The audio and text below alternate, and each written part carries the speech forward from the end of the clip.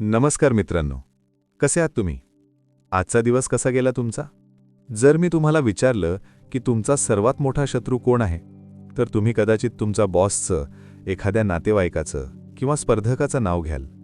पण जर मी तुम्हाला सांगितलं की तुमचा सर्वात मोठा आणि भयंकर शत्रू तुमच्या बाहेर नाही, तर तो तुमच्याच अंतर्मनामध्ये लपून बसलाय, तर होय, तुमचे स्वतःचे नकारात्मक विचार, जे तुम्हाला रोज रात्री झोपू देत नाहीत आणि सकाळी उठल्यावर आनंदी राहू देत नाहीत. आज आपण एका अशा शक्तीचा शोध घेणार आहोत जी या शत्रूला कायमचं संपवू शकते. एक अशी शक्ती जी आत्ता याच क्षणी तुमच्या आत दडलेली आहे.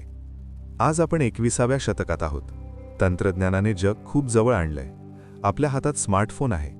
AI आपली कामं सोपी करतंय. सगळं काही किती वेगात चाललंय ना? पण या सगळ्या वेगाच्या मधोमध तुम्ही कधी स्वतःच्या मनाचा आवाज ऐकलाय? बाहेरच्या जगात जेवढा वेग आहे तेवढीच आपल्या आतल्या जगात अशांतता आहे. रोज सकाळी उठल्यावर तुम्हाला काय वाटतं? एक नवी ऊर्जा की आजच्या दिवसाची, कामाची, पैशांची आणि भविष्याची चिंता? मित्रांनो, आज आपण एका अशा पुस्तकावर बोलणार आहोत ज्याने गेल्या 70 वर्षांत जगभरातील कोट्यावधी लोकांचं आयुष्य बदललं आहे. हे पुस्तक 1952 साली लिहिलं गेलं होतं, पण आजच्या या धकाधकीच्या जगात ते एखाद्या संजीवनीसारखं काम करतं. पुस्तकाचं नाव आहे the power of positive thinking, सकारात्मक विचारांची शक्ती, आणि याचे लेखक आहेत डॉक्टर नॉर्मन विन्सेंट पील. जेव्हा आपण पॉझिटिव्ह थिंकिंग हा शब्द ऐकतो तेव्हा आपल्याला वाटतं, अरे, हे तर तेच जुनं तत्त्वज्ञान आहे. सगळं चांगलं होईल असा विचार करा आणि खुश रहा. पण डॉक्टर पील यांचं हे पुस्तक केवळ गोड गोड बोलणारं नाहीये. हे पुस्तक अप्लाइड सायकॉलॉजी म्हणजे व्यावहारिक मनसशास्त्र आणि स्पिरिच्युअल फेथ म्हणजे आध्यात्मिक श्रद्धा यांचा एक अत्यंत सखोल संगम आहे. पुढचे काही मिनिटे आपण या पुस्तकाच्या अंतरंगात डोकावणार आहोत. आपण हे डिकोड करणार आहोत की आपला मेंदू निगेटिव्ह विचार का करतो आणि एका साध्या विचार प्रक्रियेतून आपण आपले आजार, आपले आर्थिक प्रश्न आणि आपली मनःशांती कशी सुधारू शकतो. तुमचे डोळे मिटा आणि चला या सकारात्मकतेच्या प्रवासाला सुरुवात करूया. पुस्तकाची सुरुवातच एका अत्यंत शक्तिशाली तत्वाने होते. Believe in yourself, have faith in your abilities, म्हणजे स्वतःवर विश्वास ठेवा, स्वतःच्या क्षमतेवर श्रद्धा ठेवा. ऐकायला खूप साधं वाटतं ना, पण आपण खरंच स्वतःवर विश्वास ठेवतो का? लेखक म्हणतात, आज समाजात सर्वात मोठा आजार कोणता असेल तर तो आहे इन्फिरियॉरिटी कॉम्प्लेक्स, म्हणजेच न्यूनगंड. आपल्याला सतत वाटत असतं की मी पुरेसा हुशार नाही, मी चांगला दिसत नाही, मला नीट बोलता येत नाही, तो माझ्यापेक्षा किती पुढे गेलाय. हा न्यूनगंड येतो कुठून? डॉक्टर पील म्हणतात, हा न्यूनगंड बहुतांश वेळा आपल्या बालपणातल्या किंवा भूतकाळातल्या काही निगेटिव्ह अनुभवांमधून येतो. कोणीतरी आपल्याला सांगितलं असतं की तुझ्याने हे होणार नाही आणि आपण तो विचार आयुष्यभर ओझं म्हणून वागवतो. यावर उपाय काय? लेखक एक खूप सुंदर मानसशास्त्रीय म्हणजे सायकोलॉजिकल टेक्निक सांगतात. ते म्हणतात, तुमच्या मनाची नव्याने प्रोग्रामिंग करा. तुमचं मन हे एका रिकाम्या कपासारखं आहे. त्यात जर तुम्ही सतत मला जमणार नाही असे निगेटिव्ह विचार ओतले तर तो कप निगेटिव्हिटीने भरेल. डॉक्टर पील एक मंत्र देतात जो त्यांनी बायबलमधून घेतलाय, पण तो कोणत्याही धर्माच्या माणसाला लागू पडतो. I can do all things through the power that strengthens me, म्हणजे त्या विश्वशक्तीच्या आधाराने मी कोणतीही गोष्ट करू शकतो. जेव्हा तुम्ही स्वतःला वारंवार सांगता की मी एकटा नाहीये, ती अथांग विश्वशक्ती, तो निसर्ग माझ्या पाठीशी उभा आहे, तेव्हा तुमची भीती आपोआप नाहीशी होते. तुम्ही आरशासमोर उभं राहून स्वतःला काय सांगता? आजपासून एक प्रयोग करा. सकाळी उठल्यावर आरशात बघा आणि स्वतःला सांगा की आजचा दिवस माझा आहे. माझ्याकडे ती सर्व क्षमता आहे जी मला आजच्या संकटांना सामोरे जाण्यासाठी हवी आहे. हा सेल्फ टॉक तुमच्या सबकॉन्शियस माइंडला रिप्रोग्राम करतो. तुम्ही जसा विचार करता तशी तुमची बॉडी लँग्वेज बनते आणि तसंच यश तुम्हाला मिळतं. आता आपण एका अशा विषयाकडे वळत आहोत जो आजच्या काळात सर्वात कळीचा मुद्दा आहे. A peaceful mind generates power. शांत मन हेच शक्तीचे केंद्र आहे. मित्रांनो, आपण शारीरिक थकव्यावर उपाय शोधतो, झोपतो, आराम करतो, पण मानसिक थकव्याचं काय? डॉक्टर पील म्हणतात, आपल्या मनाचा वेग इतका प्रचंड झाला आहे की ते एका मशीनसारखं सतत गरम होत असतं. रागावलेले विचार, दुखावणारे विचार, ईर्षेचे विचार, हे सगळे विचार तुमच्या शरीराची ऊर्जा शोषून घेतात. म्हणूनच काम न करताही संध्याकाळी आपण पूर्णपणे थकून जातो. यावर लेखकाने एक महत्त्वाचा उपाय सांगितला आहे, एम्प्टीइंग द माइंड, मन रिकामं करणे. तुम्ही तुमच्या घरची कचराकुंडी रोज रिकामी करताना जर ती आठवडाभर रिकामी केली नाही तर काय होईल? घरात दुर्गंधी पसरेल. तसंच जर तुम्ही रोज तुमच्या मनातला राग, चिंता आणि भीतीचा कचरा बाहेर टाकला नाही तर तुमचं मन आजारी पडेल. मन रिकामं कसं करायचं? लेखक म्हणतात, दिवसातून किमान 2 वेळा, शक्यतो सकाळी उठल्यावर आणि रात्री झोपण्यापूर्वी एका शांत जागी बसा आणि मौन पाळा. फक्त शारीरिक मौन नाही तर मानसिक मौन. डोळे मिटा आणि कल्पना करा की तुमच्या डोक्यातून सर्व नकारात्मक विचार एका काळ्या धुरासारखे बाहेर पडत आहेत आणि त्या जागी एक शांत पांढरा प्रकाश आत प्रवेश करत आहे. डॉक्टर पील म्हणतात, सायलेन्स इज हीलिंग. शांतता ही रोगनिवारक आहे.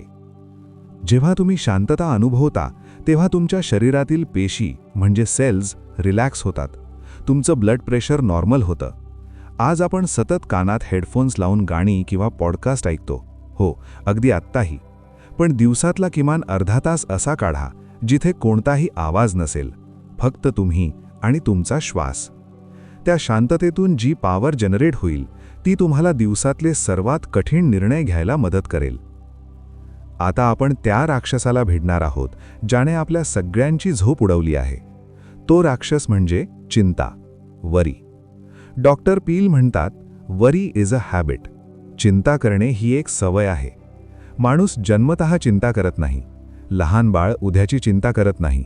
आपण समाजात राहून लोकांकडून चिंता करायला शिकतो. आणि जी गोष्ट आपण शिकू शकतो ती आपण विसरू सुद्धा शकतो. चिंता म्हणजे नक्की काय? चिंता म्हणजे भविष्यात एखादी वाईट गोष्ट घडेल या विचाराची फिल्म डोक्यात सतत प्ले करणे. माझी नोकरी गेली तर, माझ्या मुलाचं काय होईल, मला एखादा आजार झाला तर.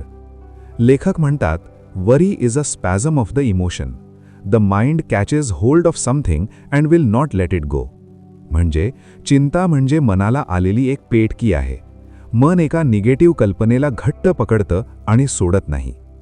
यावर डॉक्टर पील एक अँटीडोट देतात, द लॉ ऑफ एक्सपेक्टेशन, अपेक्षेचा नियम. ते म्हणतात, expect the best and get it. म्हणजे सर्वोत्तम गोष्टीची अपेक्षा करा आणि ती मिळवा. जेव्हा तुम्ही सर्वात वाईट म्हणजे वर्स्ट गोष्टीची अपेक्षा करता तेव्हा तुम्ही नकळत त्या वाईट गोष्टीला तुमच्या आयुष्यात आकर्षित करता, कारण तुमचं मन त्या दिशेनं काम करू लागतं. पुढच्या वेळी जेव्हा चिंता वाटेल तेव्हा एक पॉझिटिव्ह स्टेटमेंट म्हणा, मला माहीत नाही उद्या काय होईल, पण जे काही होईल ते माझ्या भल्यासाठीच असेल. मी सर्वोत्तम परिणामाची अपेक्षा करत आहे. चिंता ही भीतीमधून येते आणि भीतीचा सर्वात मोठा शत्रू आहे श्रद्धा. श्रद्धा देवावर असू दे, निसर्गावर असू दे किंवा स्वतःवर असू दे. जिथे श्रद्धा आहे तिथे चिंता टिकूच शकत नाही. Faith is the greatest therapy for worry. श्रद्धा ही चिंतेवरची सर्वात मोठी थेरपी आहे. आपण या पुस्तकाच्या शेवटच्या आणि अत्यंत महत्त्वाच्या टप्प्यावर आलो आहोत. How to create your own happiness. स्वतःचा आनंद कसा निर्माण करावा. आपण आनंदासाठी नेहमी बाहेरच्या गोष्टींवर अवलंबून असतो. माझं प्रमोशन झालं की मी आनंदी होईन, मी नवीन गाडी घेतली की मी आनंदी होईन. पण डॉक्टर पील एक अत्यंत सोपा आणि थेट सिद्धांत मांडतात. Happiness is a choice. आनंद ही एक निवड आहे. तुम्ही आत्ता याच क्षणी ठरवू शकता की तुम्हाला आनंदी राहायचं आहे.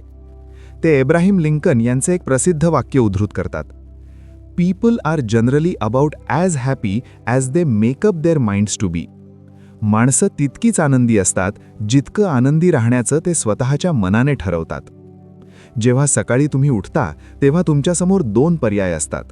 एक तर आजच्या समस्यांचा विचार करून दुःखी होणे किंवा आज मिळालेल्या नवीन दिवसासाठी कृतज्ञ राहून आनंदी होणे. तुमचा आनंद तुमच्या बॉसवर, तुमच्या बँक बॅलन्सवर किंवा तुमच्या जोडीदारावर अवलंबून नाहीये, तो तुमच्या विचारांवर अवलंबून आहे. लेखक म्हणतात, जर तुम्हाला आनंदी राहायचं असेल तर राग आणि संताप सोडून द्या. ज्या लोकांबद्दल तुमच्या मनात राग आहे त्यांना माफ करा, कारण तुमचा राग त्या माणसाचं काहीच नुकसान करत नाही, तो तुम्हाला आतून जाळत असतो. Stop fuming and fretting. धुसफुसणे आणि चिडचिड करणे थांबवा. शांत व्हा आयुष्याकडे एका मोठ्या कॅनव्हसवरून बघा.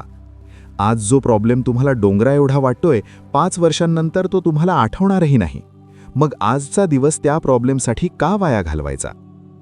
मित्रहो, आपण गेले काही मिनिटं एका अशा पुस्तकाच्या अंतरंगात प्रवास केला ज्याने जगाला विचारांची ताकद काय असते हे शिकवलं.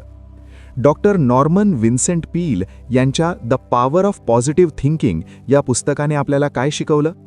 1. स्वतःवर आणि त्या विश्वशक्तीवर अढळ विश्वास ठेवा, न्यूनगंड झटकून टाका. 2. तुमचं मन शांत ठेवा, रोज मौन पाळा आणि मनातला कचरा बाहेर काढा. 3. चिंतेची सवय मोडा, भविष्याकडून नेहमी सर्वोत्तम म्हणजे बेस्टची अपेक्षा करा. आणि 4. आपला आनंद बाहेर न शोधता तो स्वतःच्या आत निर्माण करा. मित्रांनो, सकारात्मक विचार करणे म्हणजे वास्तवाकडे दुर्लक्ष करणे नव्हे. सकारात्मक विचार करणे म्हणजे परिस्थिती कितीही कठीण असली तरी मी यातून मार्ग काढू शकतो हा स्वतःवरचा अतूट विश्वास असणे होय. हे जग एका आरशासारखं आहे. जर तुम्ही त्याच्याकडे बघून हसलात तर ते तुम्हाला हसूनच प्रतिसाद देईल. तुमच्या आतल्या त्या प्रचंड सकारात्मक ऊर्जेला माझा सलाम. तुम्ही तुमचा अतिशय मौल्यवान वेळ या एपिसोडला दिलात त्याबद्दल अत्यंत आभारी आहे. जर तुम्ही स्वतःला निगेटिव्ह विचारांच्या दुष्टचक्रात अडकलेलं पाहत असाल तर हे पुस्तक नक्की वाचा. जर तुम्ही हे पुस्तक अजून वाचले नसेल तर याची लिंक मी खाली डिस्क्रिप्शनमध्ये आणि कमेंट सेक्शनमध्ये पिन केली आहे. त्यावर क्लिक करून तुम्ही हे अप्रतिम पुस्तक आजच घरबसल्या मागवू शकता. या क्षणापासूनच या पुस्तकातील तत्त्वे आचरणात आणा. हा तुमच्या आयुष्याचा टर्निंग पॉइंट ठरू शकतो. हा एपिसोड तुम्हाला कसा वाटला? यापैकी कोणता विचार तुम्ही आजपासून तुमच्या आयुष्यात लागू करणार आहात हे मला नक्की सांगा. जर हा एपिसोड तुमच्या हृदयाला भिडला असेल तर तुमच्या प्रियजनांसोबत, कुटुंबासोबत नक्की शेअर करा. तोपर्यंत स्वतःच्या विचारांवर पहारा ठेवा, भूतकाळाला माफ करा आणि एका नव्या सकारात्मक भविष्याकडे पाऊल टाका. भेटूया पुढच्या एपिसोडमध्ये एका नवीन पुस्तकासोबत आणि एका नवीन जीवन दर्शनासोबत. धन्यवाद.